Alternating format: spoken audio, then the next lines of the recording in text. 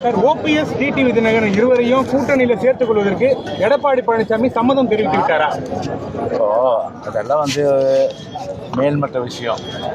மேல்மட்ட விஷயம்னா என்ன? ஓபிஎஸ் டிடிவி அவங்க ஒரு ஒரு ஒரு என்னென்னா ஒரு நிலைப்பாடு எடுக்கிறாங்க. ஸோ அந்த நிலைப்பாடை பொறுத்தவரை அது ஏற்றுக்கொள்வதா இல்லையான்றதை போலீஸார் தான் முடிவு செய்வார். ஏன்னா இந்த விஷயத்தில் நீங்கள் கேட்குற கேள்விக்கு நான் இப்போதைக்கு எதுவும் கருத்து சொல்ல முடியாது. லெட்ஸ் வெயிட் அண்ட் சீ. முன்னாடி எல்லாம் ஓபிஎஸ் டிடிவி தினகரன் பத்தி கேள்வி கேட்டா ஒரு திடமான பதில் வரும் உங்ககிட்ட இருந்து. ஆனா இப்போ அந்த மாதிரி வர மாட்டேது. என்ன காரணம்?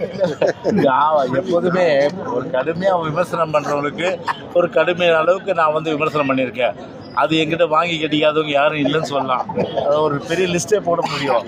எவ்வளோ அந்த லிஸ்ட்டுன்றது உங்களுக்கு தெரியும். இப்போ எடுத்தோன்னா யூடியூப்பில் போடுங்க. யார் யார் என்னெல்லாம் எங்கள் கட்சியை தொட்டவங்க, எங்கள் புரட்சி தலைவர் தொட்டவங்க, எங்களுடைய புரட்சியில் அம்மாவை சீண்டி பார்த்தவங்க, அவங்கெல்லாம் எப்படியெல்லாம் விமர்சனத்துக்கு ஆளானாங்க அப்படின்றத யூடியூப்பில் எடுத்து போடுங்க நீங்கள்.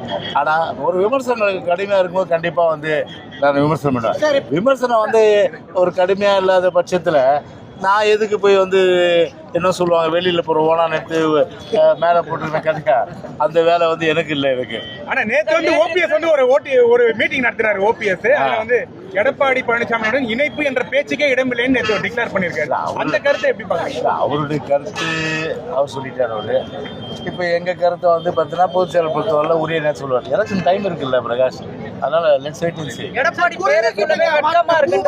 அதிமுக பிச்சு போட்டுட்டு இருக்காரு. யாரு? எடப்பாடி பழனிசாமி வைத்திலிங்கம் அவரு பேசுவார். அதாவது இது பூமாலை கிடையாது, இது கட்டி முடிக்கப்பட்ட கோபுரம். ஆனால் உதிர்ந்த செங்கற்கள் அதெல்லாம் நான் பெருசாக பேச வேண்டிய அவசியம் கிடையாது.